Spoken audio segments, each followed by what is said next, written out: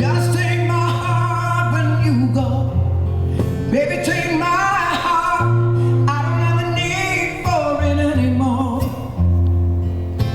I always love you, but you're too hard to hold. Just take my heart. Baby, just take my heart when you go. This is Jeff with Shout Out Minnesota, and we are here with Eric Martin from the band Mr. Big, you know, the handsome one that stands right in between Billy Sheehan, Paul Gilbert, and Pat Torpey. Yeah, I mean, we're sitting down right now, but I am gigantic. I am Mr. Big. All right. We're here at St. Croix Casinos in Turtle Lake. We have an acoustic show tonight, one of a series, Platinum Unplugged series here. And want to talk a little bit about you. I want to get a little background on you. I like to find out how you got started into music. Well, I started out, my father was a drummer for a kind of a famous 1940s swing band called the Four Aces. They were like four singers, and he was in the background band. And I was a drummer first, you know, got the hand-me-down drums, and they were a little too hard to carry up 2-3 flights of stairs in some of those bands I was in. And I decided to kind of pursue singing. My mother sang. It kind of comes natural for my brother and two sisters as well. And I lived in Europe. My dad was in the Army, and I played in a bunch of bands there. Kind of more like soulful bands. I mean, my influences were Otis Redding and Sam Cooke and Jackie Robinson. Not Jackie Robinson, Jackie DeShannon. One of the Jackies. Jackie Wilson. Jackie Robinson. Jackie Wilson. Lonely teardrops. But then we moved to the United States, San Francisco Bay Area, and that's when I kind of discovered Zeppelin and the British invasion of rock and roll. I mean, I'm a big admirer of Paul Rodgers. I mean, what lead singer in my field hasn't probably said, you know, Paul Rodgers is God, but he's right up there on the top of the list. I played in a bunch of bands, and I was in a band called Kid Courage from San Francisco that our first weeks of gigs were opening to like some major acts, and one of them was AC/DC. It's their first American tour. We played 2 nights with them, and that kind of said, you know, the voice inside my head said, yeah, this is it.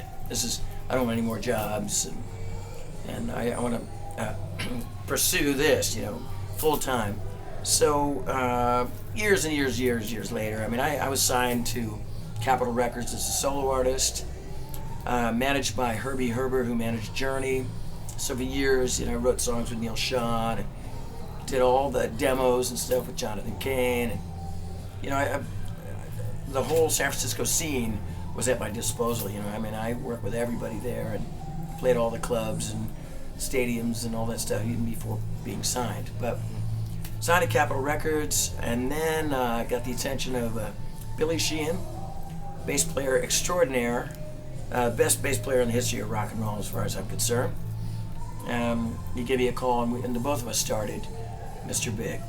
And we started in 1989, made our first album, and toured forever, opening to bands like Rush, and Aerosmith, and all that. But then in 1992, we had an album called Lean Into It that had a bunch of songs on it, and you know, a lot of singles came out, but one in particular was a song that I had written when I was younger, about 17 years old, a song called To Be With You. And it was, you know, it's one of those things where that song was played in the United States like a smash or trash kind of situation, yeah? Mm-hmm. Whereas, like, you know, people call up and they go, I hate it, or, you know, smash or trash.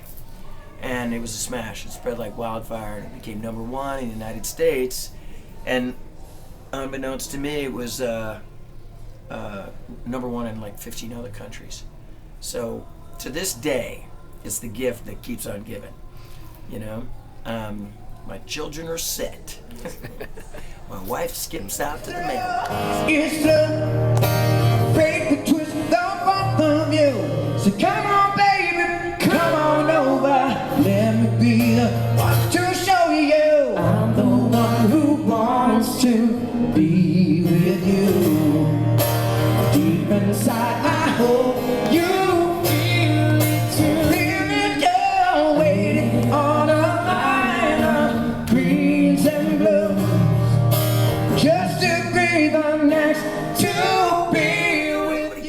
their fans if they're smart.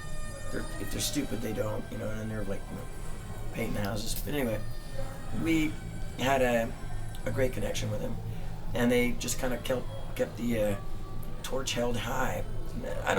There's a smattering of fans around the world. I mean, we definitely have a European, gang, and there's so many in the United States. But you know how radio kind of dictates what you got to hear and how you dress and all that kind of stuff. In Japan, it's a free-for-all. It's a free-for-all. They play everything, and they love classic rock. And bands like from my ilk, you know, like the heritage bands from the 80s and 90s. Okay. Keep it alive. And I mean, you know, like there's a famous magazine called Burn Magazine that's kind of like their Rolling Stone meets People kind of magazine. And, you know, Richie Blackmore's on the cover, you know, every month, you know, practically. But they just keep the dream alive, you know. And I love my European brothers and sisters and my American brothers and sisters, but, you know, they maybe, you know, like, long story short, you know how like the big earthquake shakeup of the 90s, you know, when all the Seattle thing came in and all that stuff. I mean, a lot of bands just kind of gave up, you know, and like I said, painting houses, that used to be like the job to do, you know, for a rocker.